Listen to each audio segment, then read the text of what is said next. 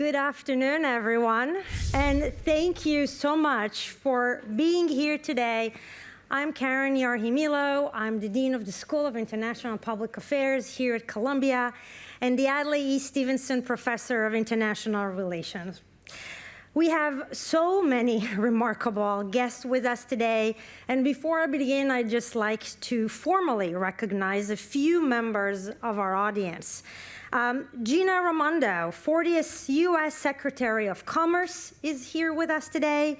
Sarah Jacobs, Congresswoman representing the state of California. Laura Kavanaugh, New York City Fire Department Commissioner.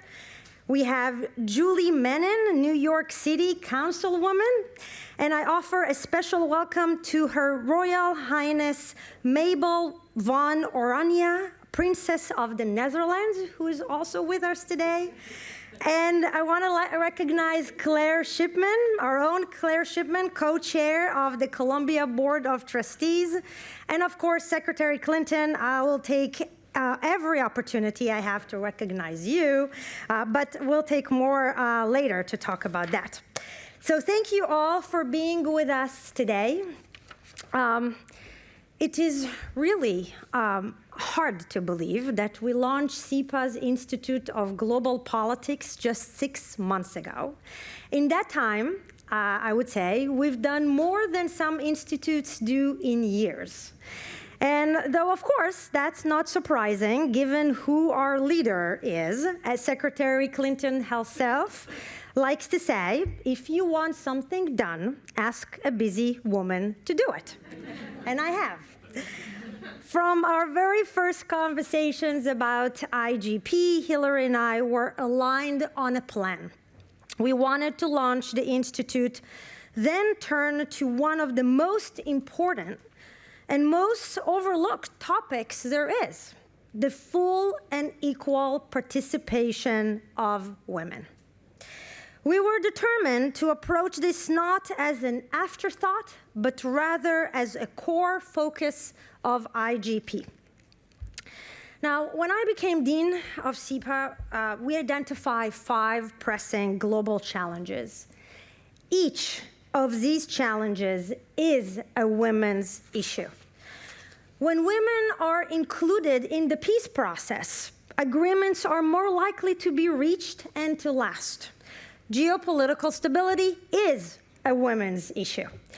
From the Taliban's efforts to end girls' education in Afghanistan to abortion bans around the world and in states across the United States, attacks on women's rights are often early indicators of democratic backsliding.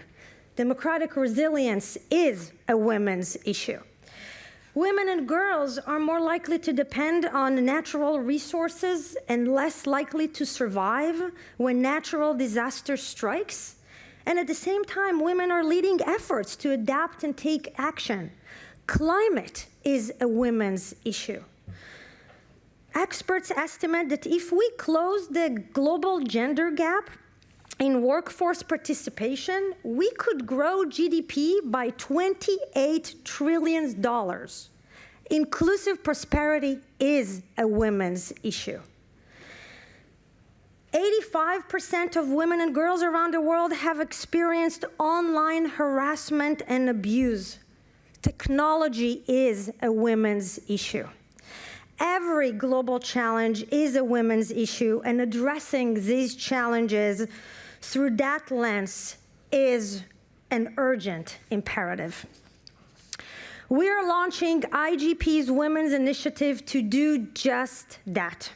The Women's Initiative will produce rigorous, actionable research and policy proposals around 4 thematic pillars: women's economic opportunities, women's health, women's safety and security, and women's leadership, democracy, and human rights, all in service of advancing women's full and equal participation.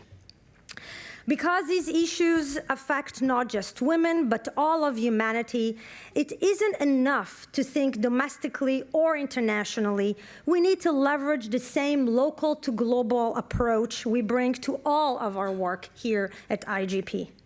Because these complex challenges demand collaboration, we're leveraging the convening power that we have here to bring together great minds to solve problems and share ideas. And because it's not enough to produce scholarship that gets talked about within university walls, we need to ensure data and evidence are translated into policy and practice. As you can imagine, launching an effort this ambitious takes a village, and I want to thank a few members of ours. First, President Emeritus Lee Bollinger for believing and supporting what IGP could become from the very beginning, and for appointing many women to positions of leadership at the university, including myself. And it is special to launch this initiative at this moment at Columbia, now that the university is led by its first female president, Minouche Shafik, who is a wonderful friend to SIPA and IGP. Thank you to the trustees and trustees emerita of Columbia University. Some of you are here today, whose guidance and support have been so valuable and meaningful to me and to us. And to the SIPA advisory board members who are here today, your leadership and partnership is so critical to our success. A very special thank you to Trustee Emerita Ann Kaplan, who has been at the forefront of efforts to support women and women's issues here at Columbia for the better part of 2 decades. We're so proud to have her as a founding donor of this initiative. Thank you, Anne, and I know you're watching via the live stream. This means a lot. I'm also proud to announce something very cool. We have a new partnership with the clothing branding Theory. Theory and the Women's Initiative are joining forces to fuel innovative research, education, and outreach programs aimed at advancing opportunities for women worldwide and across different sectors. So stay tuned for more information later in the program, but let me just thank Theory for being such a fierce believer in the power of women. It's a really great partnership. And lastly, when you look at the room, and the incredible lineup we have, you know that some people have been working around the clock to make this happen. And indeed, this group is our incredible team at SIPA. Christina, Lauren, Katie, Alex, Rachel, Susan, Mariana, Brett, Caroline, Eduardo, Felicia, and many others who have contributed to today. Thank you. You really deserve a big round of applause.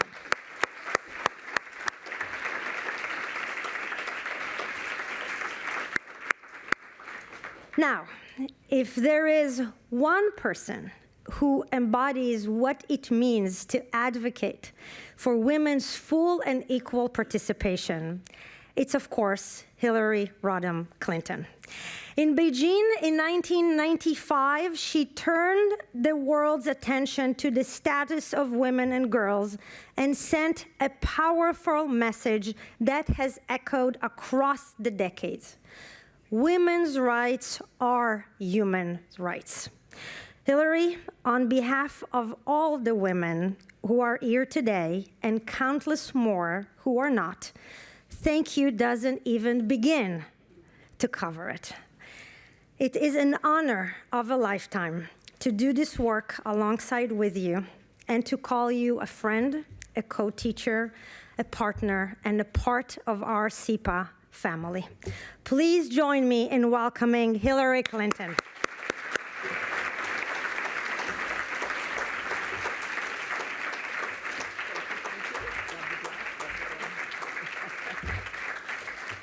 Thank you very much, Keren, and thanks to all of you for being here for this launch. It's a very exciting day here at IGP and SIPA and Columbia because we really believe that we are starting something that can have a lasting impact far beyond the walls of the university.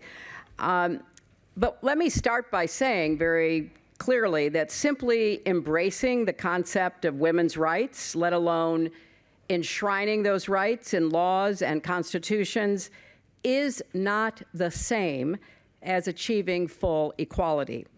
Rights are important, but they are nothing without the power to claim them.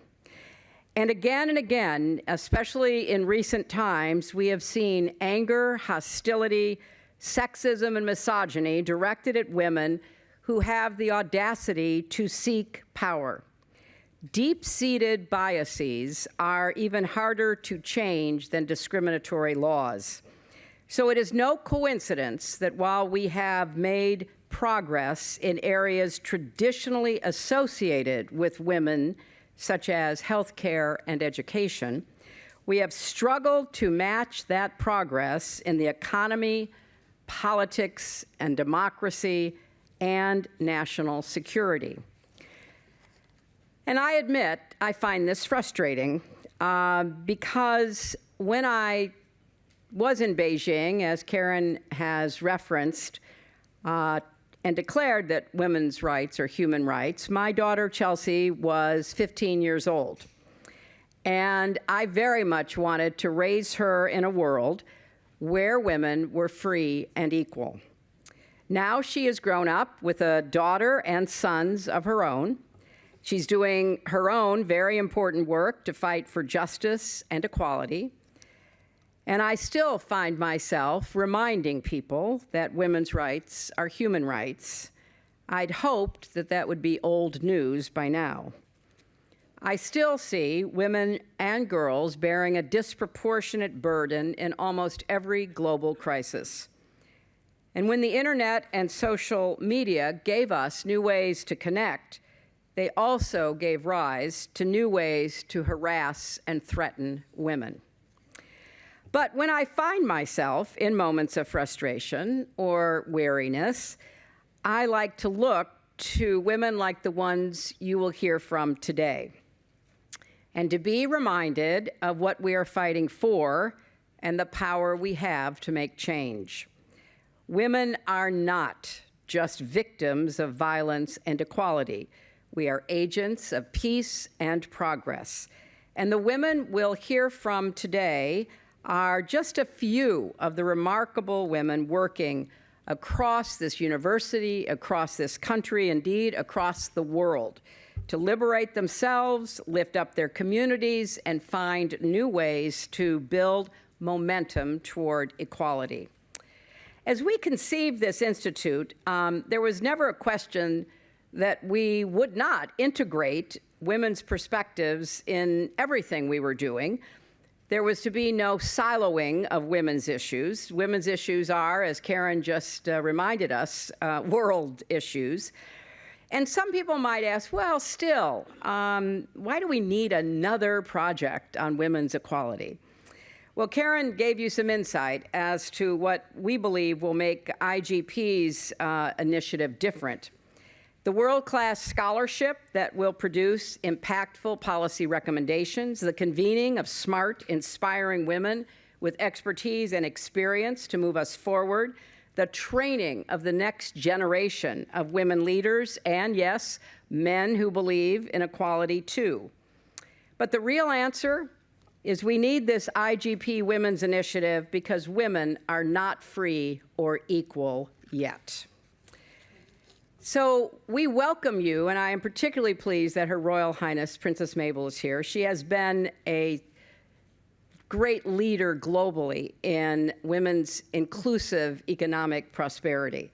And we want this to be a global outreach, to learn what we can learn from anywhere and anybody across the world.